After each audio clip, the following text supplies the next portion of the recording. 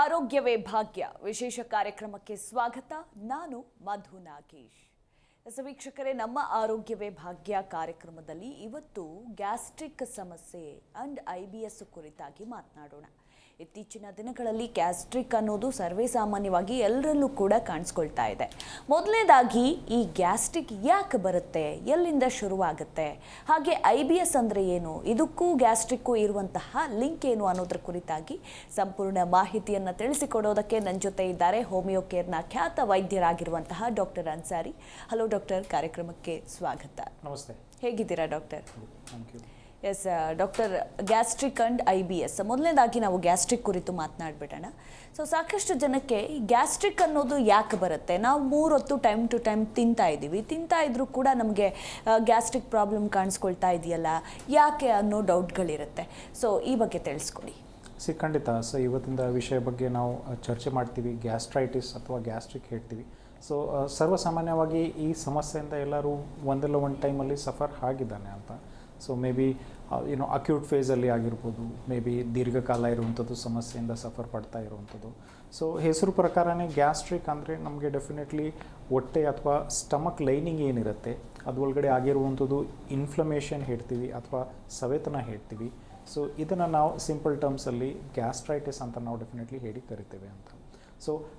Almost ಸಾಕಷ್ಟು ಜನದಲ್ಲಿ ನಾವು ನೋಡ್ತೀವಿ ಅಂದರೆ ಒಂಥರ ಜೀರ್ಣಕ್ರಿಯೆ ಆಗಲಿ ಅಥವಾ ಊಟ ಶೈಲಿ, ಆಹಾರ ಶೈಲಿ ಅಥವಾ ಆಹಾರ ಪದ್ಧತಿ ಅಂತ. ಕಾರಣ ವಿವಿಧವಾಗಿ ವೇರಿಡ್ ಇರುತ್ತೆ. ನಮ್ಮ ದೇಹಕ್ಕೆ ಡೆಫಿನೆಟ್ಲಿ ಅವಶ್ಯಕತೆ ಇರುತ್ತೆ ಎನರ್ಜಿಗೆ. ನಾವು ಏನು ತಿಂತೀವಿ ಆಹಾರ ಅದ್ರ ಮೂಲಕನೇ ನಮಗೆ ಎನರ್ಜಿ ಸಿಗುತ್ತೆ ಅಂತ. ಬೈಯಿಂದ ಹಿಡ್ದು ಗಂಟ್ಲ ಮೂಲಕ ಪಾಸ್ ಆನ್ ಆಗ್ತಾ ಇರುತ್ತೆ. ತದನಂತರ ಡೆಫಿನೆಟ್ಲಿ ಅನ್ನನಾಳಿಗೆ ಹೋಗುವಂಥದ್ದು, ಅನ್ನನಾಳದಲ್ಲಿ ಓಯಿಸೋಫೇಗಸ್ ನಾವು ಹೇಳ್ತೀವಿ, ಅಲ್ಲಿ ಕೂಡ ಪಾಸ್ ಆನ್ ಆಗಿಬಿಟ್ಟು ಕೊನೆಗೆ ಡೆಫಿನೆಟ್ಲಿ ಹೊಟ್ಟೆಗೆ ಅಥವಾ ಸ್ಟಮಕಲ್ಲಿ ಸೇರುತ್ತೆ. ಇದನ್ನು ನಾವು ಡೆಫಿನೆಟ್ಲಿ ಜನರಲಿ ಹೇಳ್ತೀವಿ ಒಂಥರ ಡೈಜೆಸ್ಟಿವ್ ಟ್ರ್ಯಾಕ್ಟ್ ಅಂತ ನಾವು ಏನು ಹೇಳ್ತೀವಿ, ಅಥವಾ ಒಂಥರ ನಾರ್ಮಲ್ ಫುಡ್ನ ಪ್ರಾಸೆಸ್ ಮಾಡಲಿಕ್ಕೆ, ಮೆಟಬಲೈಸ್ ಮಾಡಲಿಕ್ಕೆ, ತದನಂತರ ಬ್ರೇಕ್ ಡೌನ್ ಹಾಕಿಬಿಟ್ಟು ನ್ಯೂಟ್ರಿಷನ್ ಎಲ್ಲ ಸಿಗುತ್ತೆ ಅಂತ. ಇದರಲ್ಲಿ ಯಾವುದು ಒಂದರಲ್ಲಿ ಸಿಂಪಲ್ ಸಮಸ್ಯೆ ಉಂಟಾಗ್ತಾ ಬಂತು. ಎಕ್ಸಾಂಪಲ್ ಅಂದರೆ ನಾವು ಆಹಾರ ತಿಂತೀವಿ, ಪ್ರಾಪರ್ ಮ್ಯಾಸ್ಟಿಕೇಷನ್ ಇರೋದಿಲ್ಲ ಅಂತ. ಪ್ರಾಪರಾಗಿ ಚ್ಯೂ ಮಾಡೋದಿಲ್ಲ ಫುಡ್ ಅಂದರೆ. ಗಿಡಿಬಿಡಿಯಲ್ಲಿ ಡೆಫಿನೆಟ್ಲಿ ತೊಗೊಂಡ್ಬಿಡ್ತೀವಿ. ಅಂದರೆ ಏನೋ ಒಂದು ಕೆಲಸ ಇರುತ್ತೆ ಅಂದರೆ 5 ನಿಮಿಷ ಒಳಗಡೆ ಮುಗಿಸ್ಕೊಂಡ್ಬಿಡೋಣ ಅಂತ. Definitely this will impact the digestion process ನಾವು ಹೇಳ್ತೀವಿ. ಒಂದು ಪ್ರಾಪರ್ ಮ್ಯಾಸ್ಟಿಕೇಷನ್ ಇಲ್ಲ. ಎರಡನೇದು ಡೆಫಿನೆಟ್ಲಿ ಇತ್ತೀಚೆಗೆ ನಾವು ನೋಡ್ತಾ ಇದ್ದೀವಿ ಅಂದರೆ ಇನ್ಫೆಕ್ಷನ್ಸ್ ಹೆಚ್ಚು ಉಂಟಾಗ್ತಾ ಇರುವಂಥದ್ದು. ಇನ್ಫೆಕ್ಷನ್ಸಲ್ಲಿ ನಾವು ಪೈಲೋರಾ ಇನ್ಫೆಕ್ಷನ್ಸ್ ಎಲ್ಲ ನಾವು ನೋಡ್ತಾ ಇರ್ತೀವಿ. ಅದ್ರ ಜೊತೆ ಡೆಫಿನೆಟ್ಲಿ ಬೇರೆ ಬ್ಯಾಕ್ಟೀರಿಯಲ್ ಇನ್ಫೆಕ್ಷನ್ಸ್ ಕೂಡ ಇರುವಂಥದ್ದು. ಇದು ಒಂದು ಕಾರಣ ಇತ್ತೀಚೆಗೆ ಗ್ಯಾಸ್ಟ್ರೈಟಿಸ್ ಅಥವಾ ಗ್ಯಾಸ್ಟ್ರಿಕ್ ಸಮಸ್ಯೆ ಹೆಚ್ಚಾಗಲಿಕ್ಕೆ ಅಂತ. ನಂತರ ನಾವು ನೋಡುವಂಥದ್ದು ಡೆಫಿನೆಟ್ಲಿ ಒಂದು ಒಬೆಸಿಟಿ ಅಂತ ನಾವು ಹೇಳ್ತೀವಿ, ಅಥವಾ ಬಾಡಿ ವೆಯ್ಟ್ ಜಾಸ್ತಿ ಇರೋದ್ರಿಂದ ಭುಜತನೇ ಬರುತ್ತೆ ಅಂತ. ಅದರಿಂದ ಕೂಡ ಡೆಫಿನೆಟ್ಲಿ ಸೆಡೆಂಟ್ರಿ ಲೈಫ್ ಸ್ಟೈಲ್ ಅಥವಾ ಸೆಡೆಂಟ್ರಿ ಫುಡ್ ಹ್ಯಾಬಿಟ್ಸ್ ಇದ್ದರೆ ಡೆಫಿನೆಟ್ಲಿ ಈ ಥರ ಸಮಸ್ಯೆ ಬರುತ್ತೆ. ಯಾಕೆಂದರೆ ಕರ್ಲೆ ಮೂಮೆಂಟ್ಸ್ ಆಗಲಿ ಅಥವಾ ಸ್ಟಮಕ್ ಮೊಟಿಲಿಟಿ ಆಗಲಿ ಅದು ಇಂಪ್ಯಾಕ್ಟ್ ಆಗ್ತಾ ಬರ್ತಾ ಇರುತ್ತೆ ಅಂತ.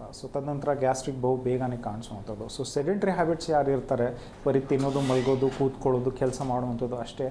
ಡೆಫಿನೆಟ್ಲಿ ಅವರಲ್ಲಿ ಹೆಚ್ಚಾಗಿ ಗ್ಯಾಸ್ಟ್ರಿಕ್ ರಿಫ್ಲಕ್ಸ್ ಆಗಲಿ ಅಥವಾ ಗ್ಯಾಸ್ಟ್ರಿಕ್ ಸಿಕ್ರಿಷನ್ ಆಗಲಿ ಹೆಚ್ಚಾಗ್ತಾ ಬರ್ತಾ ಇರುತ್ತೆ. ಇತ್ತೀಚೆಗೆ ಡೆಫಿನೆಟ್ಲಿ ಒಂದು ನಾಲ್ಗೆಗೆ ಟೇಸ್ಟ್ಗೆ ಏನು ಬೇಕಾಗುತ್ತೆ ಅದನ್ನು ನಾವು ಡೆಫಿನೆಟ್ಲಿ ತೊಗೊಳ್ತಾ ಬರ್ತಾ ಇರ್ತೀವಿ. ಹೆಚ್ಚಾಗಿ ಡಿಪೆಂಡೆನ್ಸಿ ಇರುವಂಥದ್ದು ಮೇ ಬಿ ಜಂಕ್ ಫುಡ್ ಮೇಲೆ ಅಥವಾ ಹೆಚ್ಚಾಗಿ ಪ್ರಾಸೆಸ್ಡ್ ಫುಡ್ ಮೇಲೆ ಅಡಿಕ್ಟ್ ಆಗಿದ್ದೀವಿ ಅಂತ. ಒಂದು ದಿವಸ ತೊಗೊಂಡ್ರೆ ಏನು ತಪ್ಪಾಗೋದಿಲ್ಲ ಅಂತ. ಬಟ್ ದಿನ ಅದೇ ರೀತಿ ಅಂದರೆ ನಮಗೆ ಡೆಫಿನೆಟ್ಲಿ ಟೈಮ್ ಸಿಗ್ತಾ ಇಲ್ಲ. ಅದು ಏನು ಸಿಗುತ್ತೆ ಅದನ್ನು ತಿನ್ಬಿಡುವಂಥದ್ದು. Definitely processed food, junk food ಇದರಿಂದ ಡೆಫಿನೆಟ್ಲಿ ಒಂಥರ ಗ್ಯಾಸ್ಟ್ರಿಕ್ ಸಿಕ್ರಿಷನ್ ಹೆಚ್ಚಾಗ್ತಾ ಬರ್ತಾ ಇರುವಂಥದ್ದು. ಅದ್ರ ಜೊತೆ ಹ್ಯಾಬಿಟ್ಸ್ ಕೂಡ ಇದೆ ಅಂತ. ಹ್ಯಾಬಿಟ್ಸ್ ಬರೀ ಒಂದು ಲೈಫ್ ಸ್ಟೈಲ್ ರಿಲೇಟೆಡ್ ಹ್ಯಾಬಿಟ್ಸ್ ಜೊತೆ ಸೋಷಲ್ ಹ್ಯಾಬಿಟ್ಸ್ ಕೂಡ ಇರುತ್ತೆ. ಅಂದರೆ ಸ್ಮೋಕಿಂಗ್ ಆಗಿರ್ಬೋದು, ಮದ್ಯಪಾನ, ಧೂಮ್ರಪಾನ ಮತ್ತು ಆಲ್ಕೋಹಾಲ್ ಕನ್ಸಂಪ್ಷನ್. ಇದರಿಂದ ಕೂಡ ಡೆಫಿನೆಟ್ಲಿ ನಾವು ನೋಡ್ತಾ ಬರ್ತಾ ಇರ್ತೀವಿ ಸಮಸ್ಯೆಗಳು ಹೆಚ್ಚಾಗ್ತಾ ಬರ್ತಾ ಇರುತ್ತೆ. ಆ್ಯಕ್ಟ್ಸ್ ಆಸ್ ಎ ಇರಿಟೆಂಟ್ ಅಂತ ನಾವು ಹೇಳ್ತೀವಿ. ಹೆಚ್ಚಾಗಿ ಮಸಾಲೆ ಪದಾರ್ಥ ಡೆಫಿನೆಟ್ಲಿ ಯೂಸ್ ಮಾಡಿದ ನಂತರ ಸ್ಟಿಮ್ಯುಲೇಷನ್ ಜಾಸ್ತಿ ಆದಾಗ ಈ ಥರ ಆಗುವಂಥದ್ದು. ಸ್ಟ್ರೆಸ್ ಫ್ಯಾಕ್ಟರ್ಸ್ ನಾವು ನೋಡ್ತಾ ಇದ್ದೀವಿ ಇತ್ತೀಚೆಗೆ. ಪ್ರತಿಯೊಬ್ಬರು ಕಾಯಿಲೆಗೆ WHO ಪ್ರಕಾರ ಸಮಸ್ಯೆ ಆಗ್ತಾ ಇರುತ್ತೆ ಅಥವಾ ಒಳಗಾಗುತ್ತೆ ಅಂತ. ಆಲ್ಮೋಸ್ಟ್ ಸ್ಟ್ರೆಸ್ ಇರೋದ್ರಿಂದ ಕೂಡ ಡೆಫಿನೆಟ್ಲಿ ಗ್ಯಾಸ್ಟ್ರಿಕ್ ಸಿಕ್ರಿಷನ್ ಹೆಚ್ಚಾಗ್ತಾ ಬರ್ತಾ ಇರುತ್ತೆ. Undue stress, maybe physical stress ಆಗಿರ್ಬೋದು, ಮೇ ಬಿ ಮೆಂಟಲ್ ಸ್ಟ್ರೆಸ್ ಆಗಿರ್ಬೋದು ಅಂತ. ಸೊ ಹೆಚ್ಚಾಗಿ ಆಲ್ಮೋಸ್ಟ್ ಹೆವಿ ವರ್ಕ್ ಮಾಡುವಂಥದ್ದಾಗಿರ್ಬೋದು, ಮೇ ಬಿ ಹೆಚ್ಚಾಗಿ ಎಕ್ಸಸೈಸ್ ಮಾಡುವಂಥದ್ದಾಗಿರ್ಬೋದು, ಅದರಿಂದ ಕೂಡ ಡೆಫಿನೆಟ್ಲಿ ಗ್ಯಾಸ್ಟ್ರಿಕ್ ಸಿಕ್ರಿಷನ್ ಟ್ರಿಗರ್ ಆಗ್ತಾ ಬರ್ತಾ ಇರುವಂಥದ್ದು. ಸೊ ಸಾಕಷ್ಟು ಲೈಫ್ ಸ್ಟೈಲ್ ರಿಲೇಟೆಡ್ ಮತ್ತು ಹ್ಯಾಬಿಟ್ ರಿಲೇಟೆಡ್ ಕಂಡೀಷನ್ಸ್ ಇರುವಂಥದ್ದು. ಆ್ಯಂಡ್ ಅದ್ರ ಜೊತೆ ಡೆಫಿನೆಟ್ಲಿ ಮುಂಚೆಯಿಂದಾನೇ ಒಂದು ಹೆರಿಡಿಟ್ರಿ ಫ್ಯಾಕ್ಟರ್, ಒಂದು ಸ್ಮಾಲ್ ಪರ್ಸೆಂಟೇಜ್ ಆಫ್ ಗ್ರೂಪಲ್ಲಿ ಮುಂಚೆಯಿಂದಾನೇ ನಮಗೆ ಸಮಸ್ಯೆ ಇತ್ತು. ನಮ್ಮ ತಂದೆ ಕಡೆಯೂ ಈ ಥರ ಗ್ಯಾಸ್ಟ್ರಿಕ್ ಸಮಸ್ಯೆ ಅಥವಾ ತಾಯಿ ಕಡೆಯೂ ಈ ಥರ ಗ್ಯಾಸ್ಟ್ರಿಕ್ ಸಮಸ್ಯೆ ಅಂತ. ಸೊ ಅವರಲ್ಲಿ ಕೂಡ ಡೆಫಿನೆಟ್ಲಿ ಸಮಸ್ಯೆ ಆದಾಗ ನಾನು ಈ ಥರ ಸಮಸ್ಯೆ ನೋಡ್ಬೋದು ಅಂತ. ಓಕೆ ಡಾಕ್ಟರ್, ಇನ್ನು ಈ ಗ್ಯಾಸ್ಟ್ರಿಕ್ನ ಲಕ್ಷಣಗಳು ಹೇಗಿರುತ್ತೆ, ಹಾಗೆ ಕಾಂಪ್ಲಿಕೇಶನ್ಸ್ ಕುರಿತಾಗಿ ತಿಳಿಸ್ಕೊಡಿ. ಡೆಫಿನೆಟ್ಲಿ ಈಗ ಗ್ಯಾಸ್ಟ್ರಿಕ್ ಸಮಸ್ಯೆ ಒಂದು ವೇಳೆ ಸ್ಟಾರ್ಟ್ ಆದಾಗ ಲಕ್ಷಣಗಳು ವಿವಿಧವಾಗಿ ಇರುತ್ತೆ. ಅಂದರೆ ಸೊ ಎಲ್ಲರದಲ್ಲಿ ಎಲ್ಲ ಲಕ್ಷಣ ಕಂಡುಬರುತ್ತೆ, ಹೇಳೋದು ಕಷ್ಟ ಆಗುತ್ತೆ. So not everybody will suffer from all the symptoms ಅಂತ. ಸೊ ಅದರಲ್ಲಿ ಡೆಫಿನೆಟ್ಲಿ ನಾವು ನೋಡ್ತೀವಿ ಒಂದು ಡಲ್ ಅಬ್ಡಾಮಿನಲ್ ಪೇಯ್ನ್ ಅಂತ. ಸೊ ಹೊಟ್ಟೆ ನೋವು ಬರುತ್ತೆ ಮೇಲಿನ ಭಾಗಕ್ಕೆ, ಎಸ್ಪೆಷಲಿ ಎಪಿಗ್ಯಾಸ್ಟ್ರಿಕ್ ರೀಜನ್, ಹೊಟ್ಟೆ ಮೇಲಿನ ಭಾಗಕ್ಕೆ ಡಲ್ ಪೇಯ್ನ್ ಇರುತ್ತೆ ಅಂತ. ಸೊ ಪೇಯ್ನ್ ಹೋಗುವಂಥದ್ದು ಬರುವಂಥದ್ದು, ಈ ಪೇಯ್ನ್ ಬರೋದು ಡೆಫಿನೆಟ್ಲಿ ಟ್ರಿಗರ್ ಆಗುತ್ತೆ. ಮೇ ಬಿ ನೀರು ತೊಗೊಂಡ್ರೆ ಅಥವಾ ಊಟ ತೊಗೊಂಡ್ರೇನು ಕಡಿಮೆ ಆಗ್ತಾ ಬರ್ತಾ ಇರುವಂಥದ್ದು, ಇಲ್ಲಾಂದರೆ ಪೇಯ್ನ್ ಕಾಣಿಸ್ತಾ ಇರುತ್ತೆ, ಒಂಥರ ಕ್ರ್ಯಾಂಪ್ಸ್ ಬರೋ ಸಾಧ್ಯತೆ ಅತಿ ಹೆಚ್ಚಿರುತ್ತೆ ಅಂತ. ಸೊ ಸಾಕಷ್ಟು ಜನ ಬಂದುಬಿಟ್ಟು ಹೇಳ್ತಾರೆ, ಊಟ ತೊಗೊಂಡ ನಂತರ ನಮಗೆ ಎದೆ ಒಳಗಡೆನೇ ಇರುವಂಥದ್ದು ಆ ಥರ ಅನಿಸ್ತಾ ಇರುತ್ತೆ. ಅಂದರೆ ಅದು ಕೆಳಗಡೆ ಹೋಗೋದಿಲ್ಲ ಅಂತ, ಪಾಸ್ ಆನ್ ಆಗೋದಿಲ್ಲ ಅಂತ. ಸೊ ಎದೆಯಲ್ಲಿ ಹೆವಿನೆಸ್, ಭಾರ ಆಗುವಂಥದ್ದು, ಅದ್ರ ಜೊತೆ ಡೆಫಿನೆಟ್ಲಿ ಒಂಥರ ಉರಿ ಬರುವಂಥದ್ದು ಅಂತ. ಸೊ ಬರ್ನಿಂಗ್ ಸೆನ್ಸೇಷನ್ ಆಗ್ತಾ ಇರುತ್ತೆ ಅಂತ. ಸೊ ಸಾಕಷ್ಟು ಜನದಲ್ಲಿ ನಾವು ನೋಡ್ತಾ ಇದ್ವಿ ಅಂದರೆ ಒಂಥರ ಊಟ ತೊಗೊಂಡ ನಂತರ ಒಂದು ಹೊಟ್ಟೆ ಉಬಾರ ಅನಿಸುವಂಥದ್ದು, ಮತ್ತು ಮೇಲಿನ ಭಾಗಕ್ಕೆ ಉಬಾರ ಆಗ್ತಾ ಇರುತ್ತೆ, ವಾಟರ್ ಬ್ರ್ಯಾಶ್ ಅಥವಾ ಇರಿಟೇಷನ್ಸ್ ಅಂತ ನಾವು ಹೇಳ್ತೀವಿ.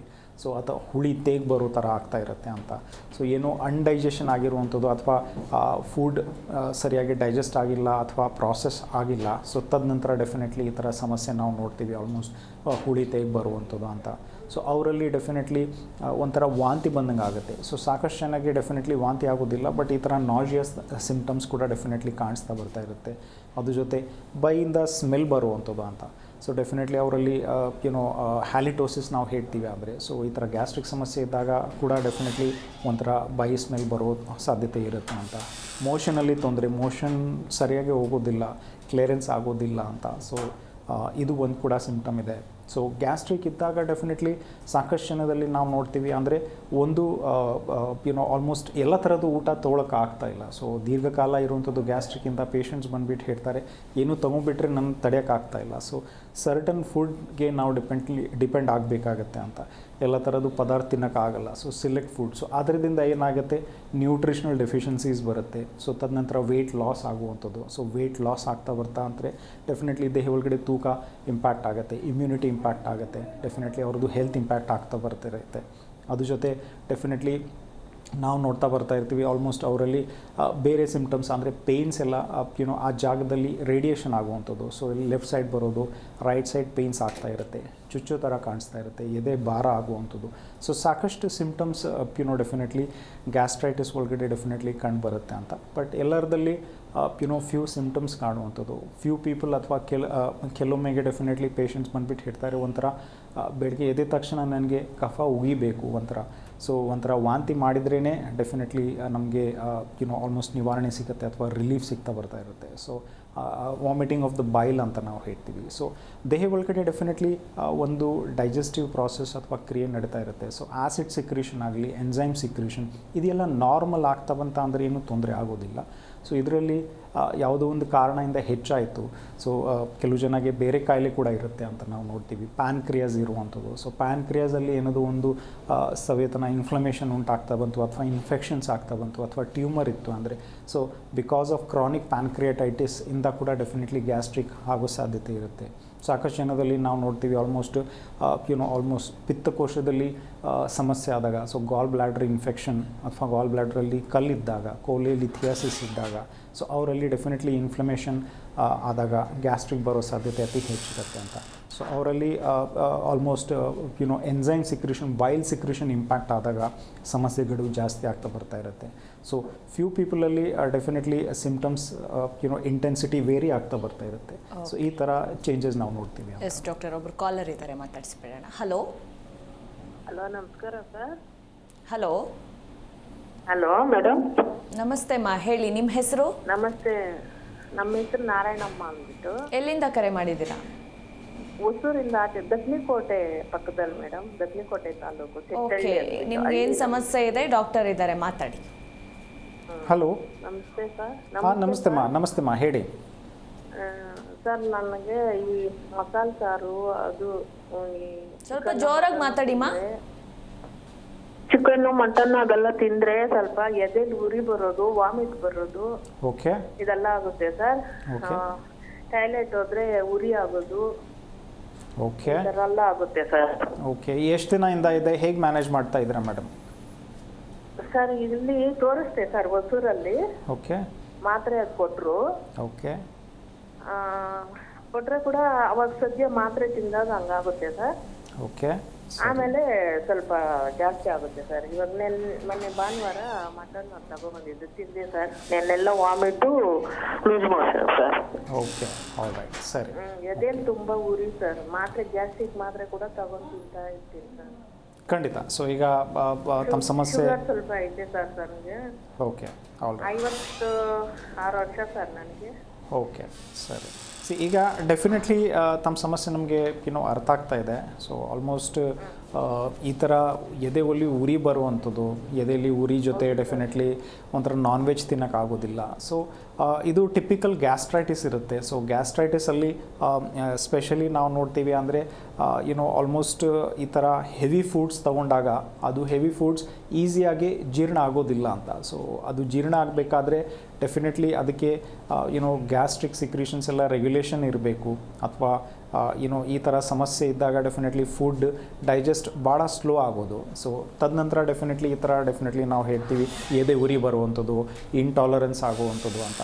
ಸೊ ಭಯ ಬಿಡಿಸ್ಬೇಡಿ. ಸೊ ಚಿಕಿತ್ಸೆ ಪಡ್ಕೊಡ್ತಾ ಇದ್ದೀರಾ, ಪಡ್ಕೊಂಡ ನಂತರ ರಿಲೀಫ್ ಇರುತ್ತೆ, ಮತ್ತೆ ಪುನಃ ಬರ್ತಾ ಇರುತ್ತೆ ಅಂದರೆ ಡೆಫಿನೆಟ್ಲಿ ಅದಕ್ಕೆ ನಾವು ಡೆಫಿನೆಟ್ಲಿ ಬೇರೆ ಥರದ್ದು ಚಿಕಿತ್ಸೆ ಅಥವಾ ಟ್ರೀಟ್ಮೆಂಟ್ ರಿವಿಸಿಟ್ ಮಾಡಲೇಬೇಕಾಗುತ್ತೆ. ಸೊ ಈ ಥರ ಕೇಸಸಲ್ಲಿ ಜನರಲಿ ನಾವು ನೋಡಿದ್ದೀವಿ ಅಂದರೆ ವಿತ್ ಹೋಮಿಯೋಪತಿಕ್ ಮೆಡಿಕೇಷನ್ಸ್ ಕೆಲವು ಸರ್ಟನ್ ಪ್ರೋಟೋಕಾಲ್ ಇರುತ್ತೆ ಅಂತ. ಸೊ ಪ್ರೋಟೋಕಾಲ್ಸ್ ಅಂದರೆ ಡೆಫಿನೆಟ್ಲಿ ಮೆಡಿಕೇಷನ್ ಕೊಟ್ಟ ನಂತರ ಬರೀ ಗ್ಯಾಸ್ಟ್ರಿಕ್ ಸಿಕ್ರೀಷನ್ ಸಪ್ರೆಸ್ ಆಗೋದಿಲ್ಲ.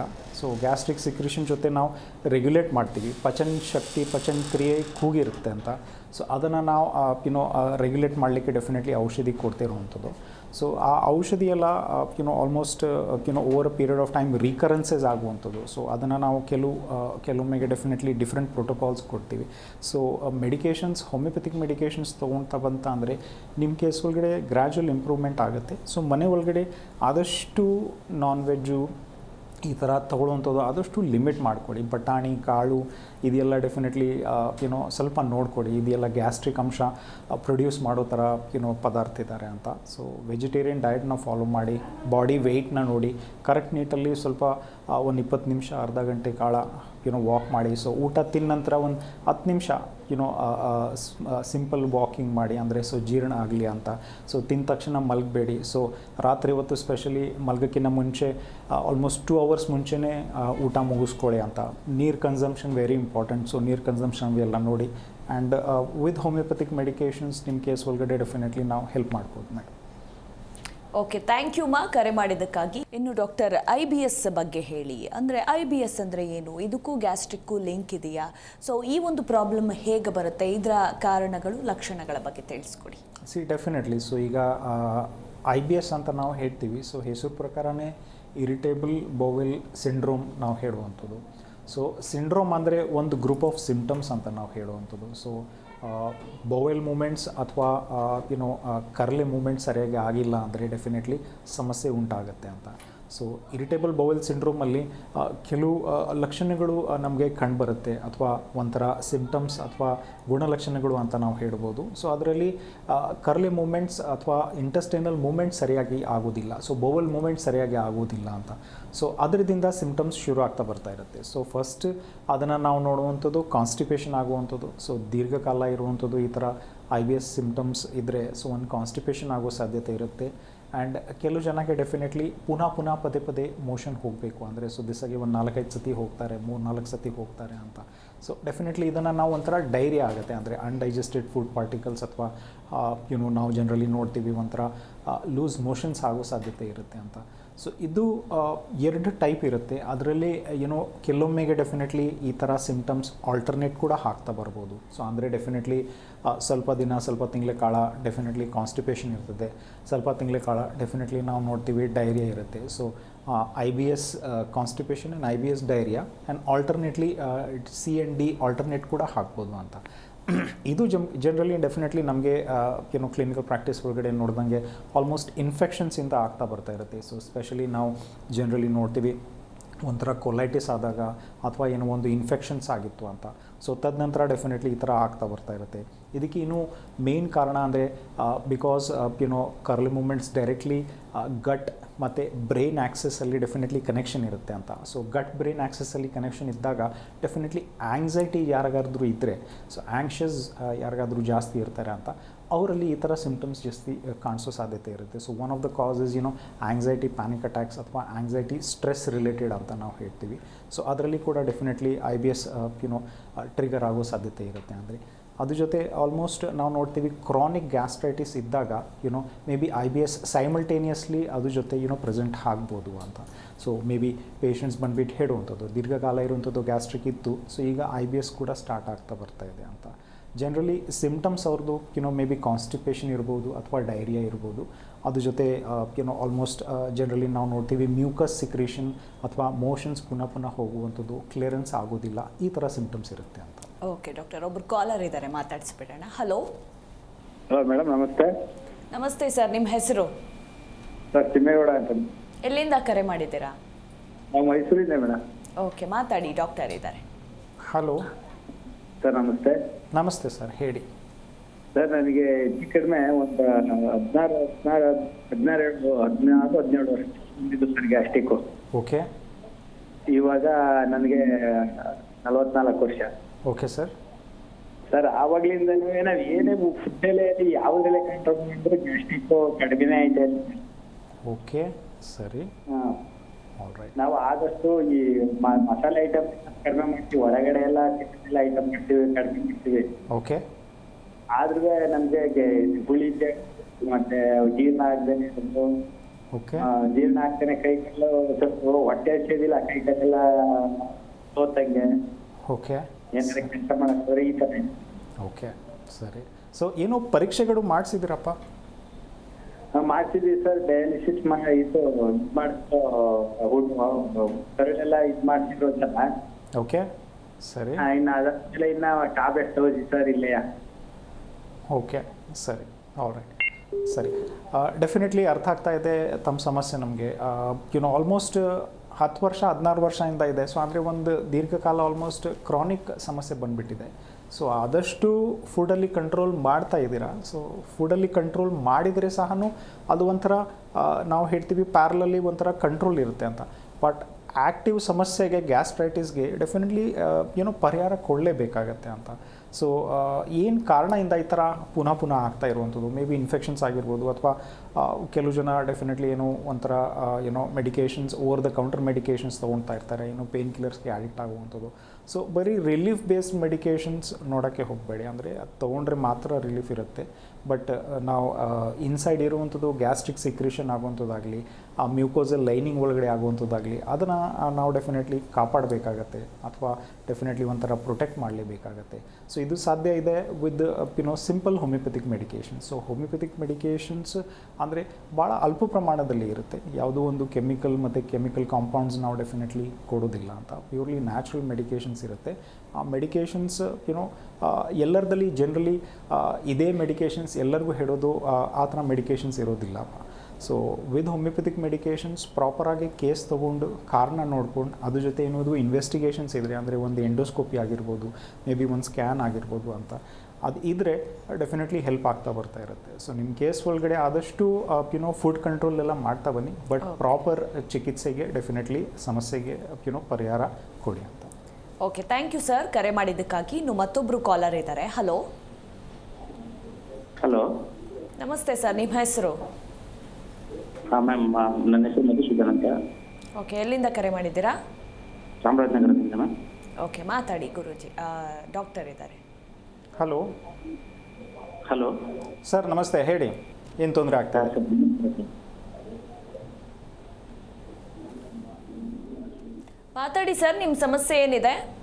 ಆ್ಯಕ್ಚುಲಿ ನಂದು ಸಮಸ್ಯೆ ಏನಂತಂದರೆ ಅದು ಹೊಟ್ಟೆ ಊದ್ಕೊಳ್ಳೋದು, ಮತ್ತು ಸ್ವಲ್ಪ ಏನಂತಂದರೆ ಗ್ಯಾಸ್ಟ್ರಿಕ್ ಆದಾಗ ತಲೆನೋವೆಲ್ಲ ಬರುತ್ತೆ ಮೇಡಮ್. ಓಕೆ. ಫುಲ್ ಅದು ಸ್ವಲ್ಪ ಪ್ರಾಬ್ಲಮ್ ಆಗ್ತಿದೆ. ಮತ್ತು ಒಂಥರ ಆಂಗ್ಸೈಟಿ ಆದಂಗೆ, ಮತ್ತು ಸ್ವಲ್ಪ ಏನಂತ ಹೇಳಿದ್ರೆ ಜಾಸ್ತಿ ಹಸುವಾಗಲ್ಲ, ಓಕೆ. ಆ ಥರ ಪ್ರಾಬ್ಲಮ್ ಸರ್. ಓಕೆ, ಸೊ ಹೇಗೆ ಮ್ಯಾನೇಜ್ ಮಾಡ್ತಾ ಇದ್ದೀರಾ? ಎಷ್ಟು ದಿನದಿಂದ ಹೆಚ್ಚು ಕಡಿಮೆ ಇದೆ? ಹೌ ಆರ್ ಯು ಮ್ಯಾನೇಜಿಂಗ್ ಅಂತ, ಹೇಗೆ ಮ್ಯಾನೇಜ್ ಆಗ್ತದೆ? ಸರ್ ಆ್ಯಕ್ಚುಲಿ ನನಗೆ ಪ್ರಾಬ್ಲಮ್ ಅದೇ ಸರ್. ಈಗ ಹೆಂಗೆ ಅಂತ ಹೇಳಿದ್ರೆ ವರ್ಕಲ್ಲಿ ಜಾಸ್ತಿ ಕೂತ್ಕೊಂಡಾಗ ಸ್ವಲ್ಪ ಹೊಟ್ಟೆ ಎಲ್ಲ ವರ್ಕ್ ಫ್ರಮ್ ಹೋಮ್ ಇರೋದ್ರಿಂದ ಕೂತ್ಕೊಂಡು ಕೆಲಸ ಮಾಡುವಾಗ ಜಸ್ಟ್ ಹೊಟ್ಟೆ ಎಲ್ಲ ಊದ್ಕೊಬಿಡುತ್ತೆ ಇದಕ್ಕಿದಂಗೆ. ಅಂದರೆ ಊಟ ಎಲ್ಲ ಮಾಡೋಕ್ಕಾಗಲ್ಲ ಖಂಡಿತ. ಅದರಿಂದ ಒಂಥರ ಅಜೀರ್ಣ ಆಗೋದು, ಓಕೆ, ಈ ಥರ. All right. ಹಾಂ ಸರ್. ಸೊ ಡೆಫಿನೆಟ್ಲಿ ಇದು ಒಂಥರ ಸ್ಟ್ರೆಸ್ ರಿಲೇಟೆಡ್. ನೀವು ಹೇಳಿದರೆ ಆಂಗ್ಸೈಟಿ ಇರುತ್ತೆ, ಮೇ ಬಿ ವರ್ಕ್ ಕಡೆ ಆಗಿರುವಂಥದ್ದು ಸ್ಟ್ರೆಸ್. ಸೊ ಸ್ಟ್ರೆಸ್ ಎಲ್ಲರಿಗೂ ಇರುತ್ತೆ. ಸೊ ಡೆಫಿನೆಟ್ಲಿ ನಿಮ್ಮ ಕೇಸ್ ಒಳಗಡೆ ನಾವು ಜನರಿಗೆ ನೋಡ್ತಾ ಇದ್ದೀವಿ ಅಂದರೆ ಸ್ಟ್ರೆಸ್ಸಿಂದ ಬೇರೆ ಸಿಮ್ಟಮ್ಸ್ ಎಲ್ಲ ಉತ್ಪತ್ತಿ ಆಗ್ತಾ ಇದೆ ಅಥವಾ ಒಳಗಾಗ್ತಾ ಇರುವಂಥದ್ದು. ಸೊ ಭಯಪಡಿಸೋ ಅವಶ್ಯಕತೆ ಇಲ್ಲ. ಸೊ ಹೋಮಿಯೋಪತಿ ಒಳಗಡೆ ಕೆಲವು ಕಾನ್ಸ್ಟಿಟ್ಯೂಷನಲ್ ಮೆಡಿಕೇಷನ್ಸ್ ಇರುತ್ತೆ ಅಂತ. ಸೊ ಈ ನಿಮ್ಮ ವ್ಯಕ್ತಿತ್ವಕ್ಕೆ ತಕ್ಕ ಮಟ್ಟಿಗೆ ನಾವು ಮೆಡಿಕೇಷನ್ಸ್ ಕೊಟ್ಟರೆ ಈ ಆಂಗ್ಸೈಟಿ ಅಥವಾ ಈ ಪ್ಯಾನಿಕ್ ಥರ ಆಗೋ ಥರ ಒಂಥರ ಸಿಮ್ಟಮ್ಸ್ ಅಥವಾ ಫೀಲಿಂಗ್ಸ್ ಇರುವಂಥದ್ದು ಅದೆಲ್ಲ ಸರಿ ಹೋಗ್ತಾ ಬರ್ತಾ ಇರುತ್ತೆ. ಸೊ ವಿತ್ ಪ್ರಾಪರ್ ಮೆಡಿಕೇಷನ್ಸ್ ಕಾಸ್ಗೆ ಟ್ರೀಟ್ ಮಾಡಿದರೆ ಸಮಸ್ಯೆ ಕೂಡ ಸರಿ ಹೋಗುತ್ತೆ. ಸೊ ಹೋಮಿಯೋಪತಿಕ್ ಮೆಡಿಕೇಷನ್ಸ್ ನಿಮ್ಮ ಕೇಸ್ ಒಳಗಡೆ ಹೆಲ್ಪ್ ಮಾಡುತ್ತೆ ಸರ್. ಆದಷ್ಟು ಆ್ಯಕ್ಟಿವ್ ಲೈಫ್ ಸ್ಟೈಲ್ನ ಬಳಸಿ, ನೀರಂಶ ಚೆನ್ನಾಗಿ ತೊಗೊಳ್ಳಿ, ಫೈಬರ್ ರಿಚ್ ಕಂಟೆಂಟ್ ತೊಗೊಳ್ಳಿ ಅಂತ. And with homeopathic medications help ಆಗುತ್ತೆ sir. Okay, thank you sir ಕರೆ ಮಾಡಿದ್ದಕ್ಕಾಗಿ. ಇನ್ನು ಡಾಕ್ಟರ್, ಈ ಗ್ಯಾಸ್ಟ್ರಿಕ್ ಮತ್ತು IBS ಎರಡೂ ಸಮಸ್ಯೆಗೂ ಹೋಮಿಯೋ ಕೇರ್ನಲ್ಲಿ ಒಂದೊಳ್ಳೆ ಚಿಕಿತ್ಸೆ ಸಿಗುತ್ತೆ ಅಂತ ನಾವೆಲ್ಲ ಕೇಳ್ಪಟ್ಟಿದ್ದೀವಿ. ಇದರ ಟ್ರೀಟ್ಮೆಂಟ್ ಬಗ್ಗೆ ತಿಳಿಸ್ಕೊಡಿ. ಡೆಫಿನೆಟ್ಲಿ. ಸೊ ಹೋಮಿಯೋ ಕೇರ್ ಒಳಗಡೆ ಜನರಲಿ ನಾವು ಒಂಥರ ಕೆಮಿಕಲ್ಸ್ ಅಥವಾ ಕೆಮಿಕಲ್ ಕಾಂಪೌಂಡ್ಸ್ ಆ ಥರ ನಾವು ಡೆಫಿನೆಟ್ಲಿ ಕೊಡೋದಿಲ್ಲ. ಸೊ ಮೆಡಿಕೇಷನ್ಸ್ ಆ ಸಮಸ್ಯೆ ತಕ್ಕಮಟ್ಟೆ ಇರುತ್ತೆ, ಮತ್ತು ಮೆಡಿಕೇಷನ್ಸ್ ಸಮಸ್ಯೆ ಏನಕ್ಕೆ ಆಗಿದೆ ಅದಕ್ಕೆ ಇರುತ್ತೆ. ಸೊ ಪ್ರತಿಯೊಬ್ಬರು ವ್ಯಕ್ತಿ ಡೆಫಿನೆಟ್ಲಿ ಡಿಫ್ರೆಂಟ್ ಇರೋದ್ರಿಂದ ಅವರಲ್ಲಿ ಗ್ಯಾಸ್ಟ್ರಿಕ್ ಮಾತ್ರ ಕಾಣಿಸ್ತಾ ಇರುವಂಥದ್ದು. ಬಟ್ ಹಿಂದಿನ ಕಾರಣ ಅಂದರೆ ಅವರಲ್ಲಿ ಮೇ ಬಿ ಬೇರೆ ಬೇರೆ ಕಾಸಸ್ ಇರುತ್ತೆ ಅಂತ. ಸೊ ಅದರಿಂದ ಆಗುವಂಥದ್ದು ನಾವು ಕಾಸ್ಗೆ ಟ್ರೀಟ್ ಮಾಡ್ತೀವಿ. ಸೊ ಡೀಟೇಲ್ಡ್ ಕೇಸ್ ಅನಾಲಿಸಿಸ್ ಮಾಡಿ ನಾವು ಕೆಲವು ಪ್ರೋಟೋಕಾಲ್ಸ್ ಫಾಲೋ ಮಾಡ್ತೀವಿ. ಸೊ ಒಂದೇ ಔಷಧಿ ಯಾವತ್ತೂ ಅದೇ ತಗೋಬೇಕು ಆ ಥರ ಇರೋದಿಲ್ಲ. ಸೊ ರೆಗ್ಯುಲರ್ ಟಚಪ್ ಕೂಡ ಇರುತ್ತೆ. ಅಂದರೆ ತಿಂಗಳಿಗೆ ಒಂದು ಸರಿ, 2 ತಿಂಗಳಿಗೊಮ್ಮೆ ಒಂದು ಸರಿ ಡೆಫಿನೆಟ್ಲಿ ರೆಗ್ಯುಲರ್ ಟಚಪ್ ಇರುತ್ತೆ. ಸೊ ಯಾವ ಥರ ಇಂಪ್ಯಾಕ್ಟ್ ಆಗ್ತಿದೆ, ಯಾವ ಥರ ಸಿಮ್ಟಮ್ಸ್ ಇದೆ, ಸಿಮ್ಟಮ್ಸ್ ಬರೀ ಸಿಮ್ಟಮ್ಸ್ ಕಡಿಮೆ ಆಗ್ತಾ ಇಲ್ಲ, ಅದು ಸಿಮ್ಟಮ್ಸ್ ಜೊತೆ ಡೆಫಿನೆಟ್ಲಿ ಹೆಲ್ತು ಕೂಡ ಇಂಪ್ರೂವ್ ಆಗಬೇಕು. ಸೊ ಪಚನ ಶಕ್ತಿ ಕೂಗಿರುತ್ತೆ, ಅದನ್ನು ಇಂಪ್ರೂವ್ ಮಾಡಲಿಕ್ಕೆ ಔಷಧಿ ಕೊಡ್ತೀವಿ. So in cases of bowel movements impact ಆದಾಗ ಕಾನ್ಸ್ಟಿಪೇಷನ್, ಡೈರಿಯಾ ಇರುತ್ತೆ. ಸೊ ಬೌವೆಲ್ ಮೂಮೆಂಟ್ಸ್ ರೆಗ್ಯುಲರೈಸ್ ಆಗಲಿಕ್ಕೆ ನಾವು ಡೆಫಿನೆಟ್ಲಿ ಮೆಡಿಕೇಷನ್ಸ್ ಕೊಡ್ತೀವಿ. ಸೊ ಈ ಪ್ರೋಟೋಕಾಲ್ಸ್ನ ಡೆಫಿನೆಟ್ಲಿ ಇನ್ವೋಕ್ ಮಾಡಿದಾಗ ಈ ರೀಕರೆನ್ಸಸ್ ಇರುವಂಥದ್ದು ಅದೆಲ್ಲ ಕಡಿಮೆ ಆಗ್ತಾ ಬರ್ತಾ ಇರುತ್ತೆ. ಮತ್ತು ಡಿಪೆಂಡೆನ್ಸಿ ಆನ್ ಅದರ್ ಮೆಡಿಕೇಷನ್ಸ್ ಕೂಡ over a period of time ಕಡಿಮೆ ಆಗುವಂಥದ್ದು. ಸೊ ಒಂಥರ immune boosting medications, immunity boosting medications ಇರುತ್ತೆ ಅಂತ. ಆ್ಯಂಡ್ ವಿತ್ ದೀಸ್ ಮೆಡಿಕೇಷನ್ಸ್ ಅಂದರೆ ನಮ್ಮ ಕಡೆ ಒಳ್ಳೆ ರಿಸಲ್ಟ್ಸ್ ಕೂಡ ಇದೆ ಅಂತ ನಾವು ಡೆಫಿನೆಟ್ಲಿ ಹೇಳ್ಬೋದು. ಓಕೆ ಡಾಕ್ಟರ್, ಇನ್ನು ಗ್ಯಾಸ್ಟ್ರಿಕ್ ಹಾಗೆ IBS ಇಂದ ದೂರ ಇರಬೇಕು ಅಂತಂದರೆ ನಮ್ಮ ಲೈಫ್ ಸ್ಟೈಲ್ ಹೇಗಿರಬೇಕು ಅಂತ? ಈಗ ಲೈಫ್ ಸ್ಟೈಲ್ ಬಗ್ಗೆ ಹೇಳಬೇಕಾದ್ರೆ ಆಲ್ಮೋಸ್ಟ್ ಜನರಲಿ ನಾವು ನೋಡ್ತೀವಿ ಅಂದರೆ ಫುಡ್ ಪದಾರ್ಥ ಅಥವಾ ಫುಡ್ ಪ್ರಾಡಕ್ಟ್ಸ್ನ ಟೈಮ್ ತೊಗೊಂಡು ಡೆಫಿನೆಟ್ಲಿ ಊಟ ಮಾಡಬೇಕಾಗುತ್ತೆ. So at least 15 minutes, 10 to 15 minutes ಬೇಕಾಗುತ್ತೆ. ಸೊ ಪ್ರಾಪರ್ ಮ್ಯಾಸ್ಟಿಕೇಷನ್ ನಾವು ಹೇಳ್ತೀವಿ. ಸೊ ಪ್ರಾಪರ್ ಫುಡ್ನ ಚ್ಯೂ ಮಾಡಬೇಕು. ಅಟ್ಲೀಸ್ಟ್ 20-25 ಟೈಮ್ಸ್ ಮಿನಿಮಮ್ ಚ್ಯೂ ಮಾಡಿದರೆ ಡೆಫಿನೆಟ್ಲಿ ಅದು ಹೊಟ್ಟೆ ಹೋಗ್ಬಿಟ್ಟು ಡೆಫಿನೆಟ್ಲಿ ಈಸಿಯಾಗಿ ಪ್ರಾಸೆಸ್ ಆಗುತ್ತೆ. ಅದ್ರ ಜೊತೆ sedentary habits as far as possible avoid ಮಾಡುವಂಥದ್ದು. ಪ್ರಾಸೆಸ್ಡ್ ಫುಡ್ನ, ಜಂಕ್ ಫುಡ್ನ ಹ್ಯಾಬಿಟ್ ಥರ ಮಾಡೋ ಥರ ಡೆಫಿನೆಟ್ಲಿ ಮಾಡೋದಿಲ್ಲ ಅಂತ. So almost vegetarian diet follow ಮಾಡ್ತಾ ಬಂತ ಅಂದರೆ ಹೆಲ್ಪ್ ಆಗ್ತಾ ಬರ್ತಾ ಇರುತ್ತೆ. ಹೆಚ್ಚಾಗಿ ಹಸಿಮೆಣಸಿನ್ಕಾಯಿ ಅಥವಾ ಬಟಾಣಿ ಕಾಳು ಈ ಥರ ಪದಾರ್ಥ ಗ್ಯಾಸ್ಟ್ರಿಕ್ ಅಥವಾ ವಾಯುವಂಶ ಹೆಚ್ಚು ಮಾಡುವಂಥದ್ದು, ಇದನ್ನು ಆದಷ್ಟು ಲಿಮಿಟ್ ಮಾಡಬೇಕು. ಅದು ಬೇಕಾಗುತ್ತೆ, ಲಿಮಿಟ್ ಮಾಡಬೇಕಾಗತ್ತೆ. ವಾಟರ್ ಕನ್ಸಂಪ್ಷನ್, ನೀರು ಕನ್ಸಂಪ್ಷನ್, ಪ್ರಾಪರ್ ನೀರು ಕನ್ಸಂಪ್ಷನ್ ಬೇಕಾಗುತ್ತೆ. ಅಟ್ಲೀಸ್ಟ್ ಡೈಲಿ 2.5 to 3 ಲೀಟರ್ಸ್ ಬೇಕಾಗುತ್ತೆ. ಫೈಬರ್ ರಿಚ್ ಕಂಟೆಂಟ್ನ ತೊಗೊಳ್ಳುವಂಥದ್ದು. ಸೊ ಸೊಪ್ಪುಗಳು, ತರಕಾರಿಗಳು, this definitely helps for bowel movements also. Bowel regularise ಆಗಲಿಕ್ಕೆ ಕೂಡ ಹೆಲ್ಪ್ ಮಾಡುತ್ತೆ. ಆ್ಯಂಡ್ ಡೆಫಿನೆಟ್ಲಿ ಫೈಬರ್ ಕಂಟೆಂಟಿಂದ ಡೆಫಿನೆಟ್ಲಿ ನಾವು ಹೇಳ್ತೀವಿ ಜನರಲಿ ಒಂಥರ ಮೋಷನ್ಸು ಕ್ಲಿಯರ್ ಆಗ್ತಾ ಬರ್ತಾ ಇರುತ್ತೆ, ಗ್ಯಾಸ್ ಉತ್ಪತ್ತಿ ಆಗೋದಿಲ್ಲ ಅಂತ. Along with proper care and with medications, with diet, simple exercise ಅಥವಾ ಯಾವುದೋ ಒಂದು 30 ಮಿನಿಟ್ ಆ್ಯಕ್ಟಿವಿಟಿ ಮಾಡ್ತಾ ಬಂತ ಅಂದರೆ, not for weight gain or weight loss ಅಂದರೆ, ಬಟ್ ಹೆಲ್ದಿ ಇಟ್ಕೊಳ್ಳೋಕ್ಕೆ at least 30-35 minutes brisk walk. So ಊಟ ಮಧ್ಯ ಮತ್ತು ಮಲಗೋ ಮಧ್ಯ ಡೆಫಿನೆಟ್ಲಿ 2 ಅವರ್ಸ್ ಗ್ಯಾಪ್ ಬೇಕು, ಸ್ಪೆಷಲಿ ರಾತ್ರಿ ಹೊತ್ತು. ಸೊ ತಿಂದ ತಕ್ಷಣ ಮಲಗಿದ್ರೆ ಡೆಫಿನೆಟ್ಲಿ ಅಜೀರ್ಣಕ್ರಿಯೆ ಜಾಸ್ತಿ ಆಗ್ತಾ ಬರ್ತಾ ಇರುತ್ತೆ, ಡೈಜೆಷನ್ ಇಂಪ್ಯಾಕ್ಟ್ ಆಗುತ್ತೆ. ಸೊ ಮಲಗೋಕ್ಕಿಂತ ಅಟ್ಲೀಸ್ಟ್ 2 ಅವರ್ಸ್ ಮುಂಚೆನೇ ನಾವು ಜನರಲಿ ಹೇಳ್ತೀವಿ ಊಟ ಮುಗಿಸ್ಕೊಳ್ಳಿ ಅಂತ. ಸೊ ಲೇಟಾಗಿ ತಿನ್ನುವಂಥದ್ದು, ಲೇಟಾಗಿ ಮಲಗುವಂಥದ್ದು, ಸೊ ಅದೇ ರೀತಿ ಅದು ಕ್ಯಾರಿ ಓವರ್ ಆಗುತ್ತೆ, ತುಂಬಾ ತೊಂದರೆ, ಹಿಂಸೆ ಕೊಡ್ತಾ ಬರ್ತಾ ಇರುತ್ತೆ. ಸೊ ಫ್ಯೂ ಥಿಂಗ್ಸ್ ಸ್ವಲ್ಪ ಸರಿ ಮಾಡ್ತಾ ಬಂತ ಅಂದರೆ ಡೆಫಿನೆಟ್ಲಿ ಸಮಸ್ಯೆ ಕೂಡ ಸರಿ ಹೋಗುತ್ತೆ. Yes doctor, IBS and gastric ಬಗ್ಗೆ ಸಾಕಷ್ಟು ಮಾಹಿತಿಯನ್ನು ನಮ್ಮ ವೀಕ್ಷಕರಿಗೆ ತಿಳಿಸಿಕೊಟ್ರಿ. Thank you so much. Thank you. Yes ವೀಕ್ಷಕರೇ, ನೋಡಿದ್ರಲ್ಲ, ಇದಾಗಿತ್ತು ಇವತ್ತಿನ ಆರೋಗ್ಯವೇ ಭಾಗ್ಯ ವಿಶೇಷ. ಹಾಗೆ ನಿಮಗೂ ಕೂಡ ಸಾಕಷ್ಟು ಆರೋಗ್ಯ ಸಮಸ್ಯೆಗಳಿದೆ ಅಂತಂದರೆ ಚಿಂತೆ ಮಾಡಬೇಡಿ, ಯಾಕಂದರೆ ಹೋಮಿಯೋ ಕೇರ್ಗೆ ಭೇಟಿ ಕೊಟ್ಟು ನಿಮ್ಮೆಲ್ಲ ಸಮಸ್ಯೆಗಳಿಗೆ ಪರಿಹಾರವನ್ನು ಕಂಡುಕೊಳ್ಳಿ. ಈಗ ಹೋಮಿಯೋ ಕೇರ್ನ ನಾವು ಕಾಂಟ್ಯಾಕ್ಟ್ ನಂಬರ್ ಹಾಗೆ ವಿಳಾಸವನ್ನು ತೋರಿಸ್ತೇವೆ, ನೀವು ನೋಟ್ ಮಾಡ್ಕೋಬಹುದು ಅಂತ ಹೇಳ್ತಾ ನೋಡ್ತಾ ಇರಿ ಜೀ ಕನ್ನಡ ನ್ಯೂಸ್, ಸತ್ಯವೇ ಸುದ್ದಿಯ ಜೀವಾಳ. ವಾಸಿಯಾಗದ ಆರೋಗ್ಯ ಸಮಸ್ಯೆ ನಿಮ್ಮನ್ನ ಕಾಡ್ತಿದೆಯಾ? ಹಾಗಿದ್ರೆ ಚಿಂತೆ ಬಿಡಿ, ನಮ್ಮ ಹೋಮಿಯೋ ಕೇರ್ಗೆ ಬನ್ನಿ. ಹೋಮಿಯೋ ಕೇರ್ ಇಂಟರ್ನ್ಯಾಷನಲ್ ಹಲವು ಆರೋಗ್ಯ ಸಮಸ್ಯೆಗಳಿಗೆ ಸಿಗಲಿದೆ ಸೂಕ್ತ ಪರಿಹಾರ. ನೇರ ಭೇಟಿಗೆ ಸಂಪರ್ಕಿಸಿ 9550 00 1133 1800 10 81 21 212.